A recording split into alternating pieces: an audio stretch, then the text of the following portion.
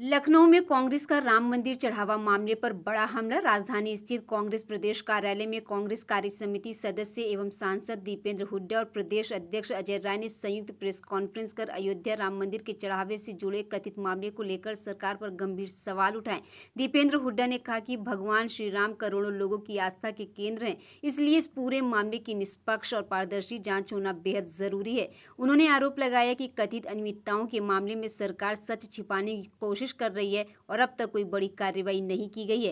कांग्रेस नेताओं ने सवाल किया कि अगर सब कुछ सही है तो संबंधित पदाधिकारियों के इस्तीफे क्यों हुए। उन्होंने प्रधानमंत्री नरेंद्र मोदी से इस पूरे मामले पर जवाब देने की मांग करते हुए कहा कि यह केवल प्रशासनिक लापरवाही नहीं बल्कि एक बड़े घोटाले का मामला भी हो सकता है। कांग्रेस का कहना है कि राम भक्त सच्चाई जानना चाहते हैं, इसलिए दोषियों के खिलाफ सख्त कार्रवाई होनी चाहिए। प्रेस कॉन्फ्रेंस में कांग्रेस ने सुप्रीम कोर्ट की निगरानी में न्यायिक जांच, पूरे मामले का फॉरेंसिक ऑडिट और कथित रूप से जिम्मेदार लोगों की तत्काल गिरफ्तारी की मांग दोहराई। हालांकि इन आरोपों पर सरकार या संबंधित पक्ष की ओर से अभी तक कोई आधिकारिक प्रतिक्रिया सामने नहीं आई है।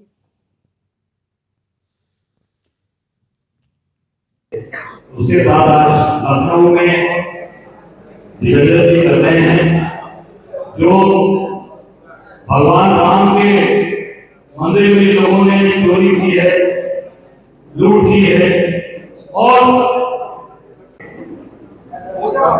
नौजवान हमारे सांसद जगह लोगों के बीच में मेहनत करने वाले नहीं था। सही बात है। और हम हर धर्म, हर आस्था के हर हिंदुस्तानी की आवाज कांग्रेस पार्टी है। सबका सम्मान कांग्रेस पार्टी करती है। हमारे संविधान में जो हर धर्म, हर आस्था का पालन करने की स्वतंत्रता मिली है, कांग्रेस पार्टी का मूल सिद्धांत है कि उस स्वतंत्रता के लिए के सिद्धांत पर कभी कांग्रेस पार्टी कॉम्प्रोमाइज नहीं करती। कहीं भी अगर ऐसी बात आएगी, अभी बद्रीनाथ, केवल यही नहीं, आपने देखा बद्रीनाथ धाम में भी बहुत बड़ा घोटाला सामने आया। तो इस तरह के घोटाले किए जाएंगे और सरकारी संरक्षण में किए जाएंगे, जैसे हमने आरोप लगाया, बिना सरकारी संरक्षण के संभव नहीं है। तो कांग्रेस पार्टी चुप नहीं रह सकती, क्योंकि ये करोड़ों देशवासियों की आस्था से जुड़ा हुआ प्रश्न।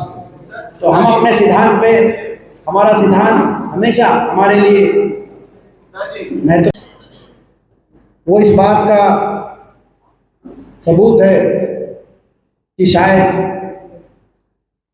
कुछ तो है जो सरकार छुपाना चाह रही है।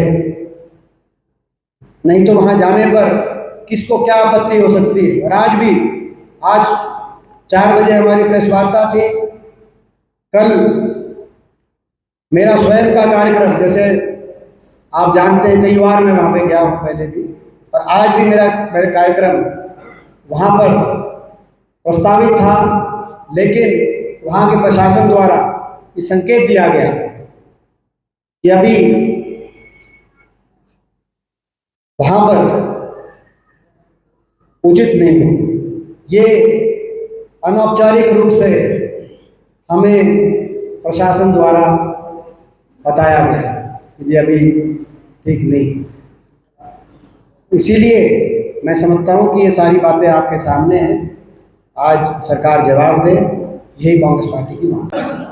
ये सच है और आप भी जानते हैं इतिहास को, देशवासी भी इतिहास को जानते हैं। कांग्रेस पार्टी कभी धर्म के नाम पर, लेकिन जनता से वोट लेने का काम नहीं करती। इसीलिए हम चुनाव में ये याद नहीं दिलाते कि भगवान श्री राम के मंदिर का अगर ताला खुलवाया गया था तो स्वर्गीय राजीव गांधी जी देश के प्रधानमंत्री थे, उनकी सरकार में। अगर पूजा आरती